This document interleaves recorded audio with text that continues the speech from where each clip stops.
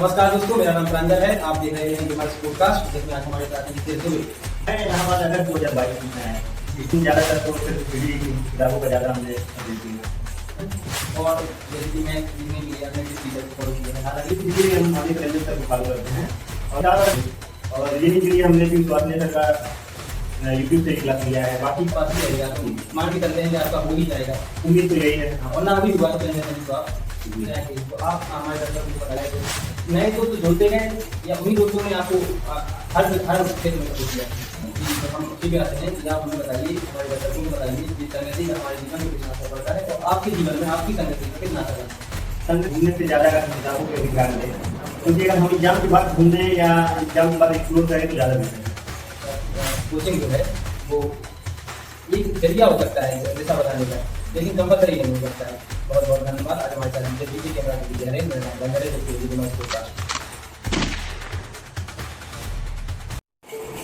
नमस्कार दोस्तों, मेरा नाम प्रांजल है। आप देख रहे हैं बिमार्स पॉडकास्ट, जिसमें आज हमारे साथ नितेश दुबे, जो यूपीपी एग्जाम में सफल रहे। इसमें दौड़ में असमर्थ रहने के बाद इन्होंने प्रयागराज में रह के संघर्ष किया और आज कुछ समय पहले इन्होंने ग्राम पंचायत अधिकारी का एग्जाम दिया है, जिसका रिजल्ट कुछ समय बाद आने वाला है। आज हमें इनसे इनके संघर्ष, इनकी रणनीति, जो इन्होंने किताबें फॉलो की, उनके बारे में क्या समस्याएं इन्हें फेस करनी पड़ी, इनकी क्या कष्ट हुई है और यहाँ आ गए हैं कि किस तरह में रहे हैं और इनकी जिंदगी में और इनकी इस रिजल्ट में संगति का कितना परिणाम इनके जीवन में है, इस संबंधित विषयों पर बात करेंगे। जितेश जी, आपका स्वागत है हमारे पॉडकास्ट में। बताइए, आप यहाँ इलाहाबाद कब से रहे? मैं इलाहाबाद अगर 2022 में है जी, तो आपने यूपीपी एग्जाम दिया है? जी, हमने यूपीपी का एग्जाम दिया था। रिटर्न हमारा हुआ था। रनिंग के टाइम पे हमारे पैर में थोड़ी दिक्कत हो गई थी, जिसकी वजह से हम रनिंग नहीं कर पाए। तो जितेश जी, आप हमारे दर्शकों को बताइए कि आपने यूपीपी एग्जाम के दौरान कोई कोचिंग की है या सेल्फ स्टडी की? नहीं, यूट्यूब से कुछ हेल्प लिए थे, लेकिन ज़्यादातर तो सिर्फ स्टडी थी, किताबों का ज़्यादा हमने अध्ययन किया। जितेश जी, आप हमें बताइए कि आपने कौन सी किताबें पढ़ी थी और जैसे कि मैं लिखने के लिए अपने किस टीचर को फॉलो किया। हालांकि आपने जैसे बताया कि अल्फाबेट की है, लेकिन किसी न किसी सोशल मीडिया प्लेटफॉर्म पे तो आपने मदद ली थी, तो बताइए। मैथ के लिए तो इसलिए हम हमारे कैलेंडर तक फॉलो करते हैं। और किताब अगर मैथ की बात करें तो ये एस.डी. यादव तक लिखूंगा की है, बहुत अच्छी बुक है, काफ़ी अच्छी कंटेंट दिया हुआ वो उसमें। और रीजनिंग के लिए हमने भी स्वास्थ्य का यूट्यूब से क्लास लिया है। बाकी टेक्स्ट बुक से हमने प्रैक्टिस ज़्यादा की है।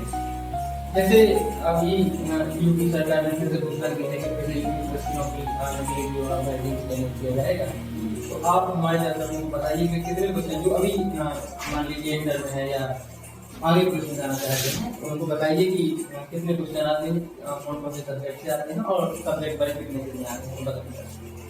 यूपीपी के में पूरे जो क्वेश्चन होते हैं वो 150 होते हैं, जिसमें से 55 क्वेश्चन आते हैं रीजनिंग के, 20 मैथ के हैं और 38-37 मिला वो उसके हिंदी के हैं, 38-37 जीएस के आते हैं जी।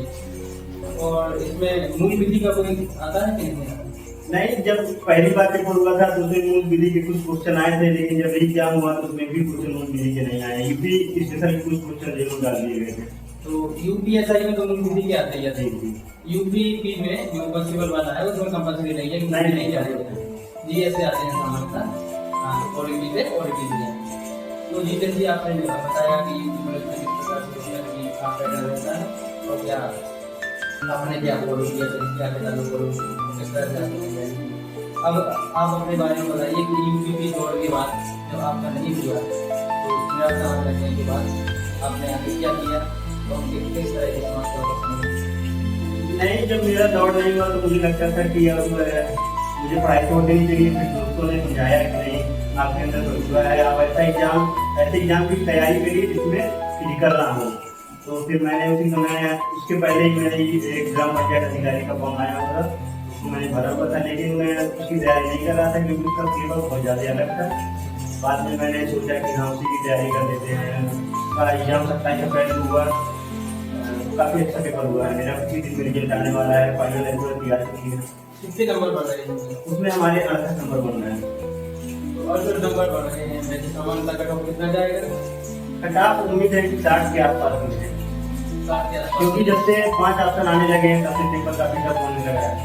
60 के आसपास ही रहेगा, मान के चलते हैं कि आपका हो ही जाएगा।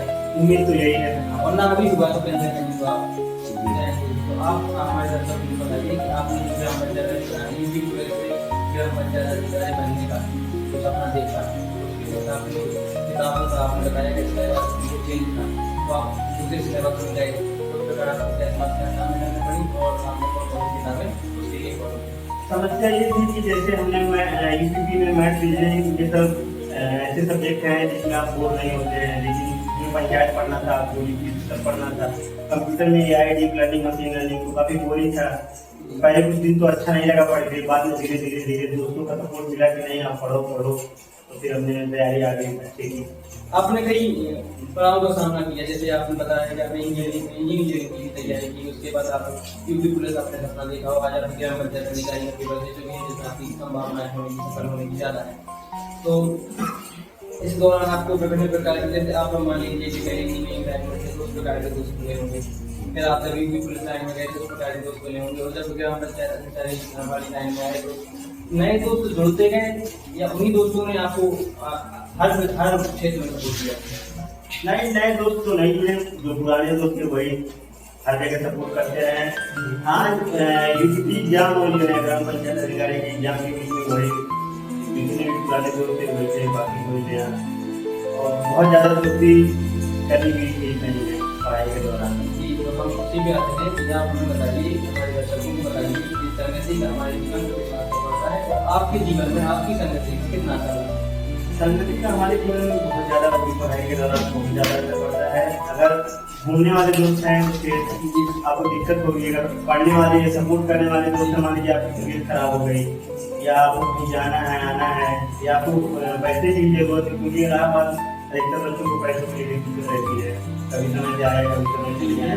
पर्सनैलिटी डेवलपमेंट के लिए थोड़ा घूमना बातचीत करना और इंटरेक्ट करना जरूरी होता है। हाँ, थोड़ा बहुत जरूरी है, लेकिन हम ज्यादा अगर घूमने से ज्यादा अगर किताबों पे भी ध्यान दें, क्योंकि अगर हम एग्जाम के बाद घूमने या एग्जाम के बाद एक्सप्लोर करें तो ज्यादा बेहतर है। तो आप ये हाँ, हमारे कई सारे दोस्तों का इंजीनियरिंग होता है, वैसे ही जिसको आप जानते ही हैं, इंग्लिश में भाई हैं। उनकी क्या रणनीति रही? सेम रणनीति फॉलो की? हाँ, सिर्फ PCD वाले ही रणनीति, जितने भी बच्चे हैं हमारे बच्चे जो भी हैं सबने सिर्फ PCD और जैसे आपका चरण बन गया है कि कोचिंग जाना चाहिए, मेरा कोचिंग सिलेक्शन हो नहीं पाएगा, तो अब इसको कहाँ तक सही मानते? नहीं, ये तो बिल्कुल निराधार बातें हैं। अगर आपको कोई जज्बा है कुछ करने का, अगर आपको कोई भी एग्जाम निकालना है तो आपको खुद को समझ लेना पड़ेगा, खुद से ईमानदार बनना पड़ेगा। कोचिंग में जाके भी पढ़ना पड़ेगा, ऐसा नहीं है कि बातें करने आपको प्रीराइटिंग लगाने पड़ेंगे, मॉक देने पड़ेंगे, खुद को एनालाइज करना पड़ेगा कि हम कहाँ पे हैं। जी, आपने समय दिया और ये सब बताया हमको, उसके लिए हम आपका धन्यवाद करते हैं और हमारे चैनल में हमारे चैनल उसको भी आपका धन्यवाद करते हैं। अब मैं आशा करता हूँ कि जीतेश जी द्वारा बताई गई रणनीति से आपका कुछ न कुछ परिवर्तन होगा, आपकी मानसिक परिवर्तन होगा, आप सही दिशा में बढ़ पाएंगे। और एक बात जो जीतेश जी ने बहुत महत्वपूर्ण कही कि कोचिंग जो है वो एक जरिया हो सकता है दिशा बताने का, लेकिन कंपल्सरी नहीं हो सकता है। बहुत बहुत धन्यवाद। आज हमारे साथ जीतेश जी थे, कैमरा के पीछे हरेन, मेरा नाम रंजन है, देखते रहिए विमर्श पॉडकास्ट।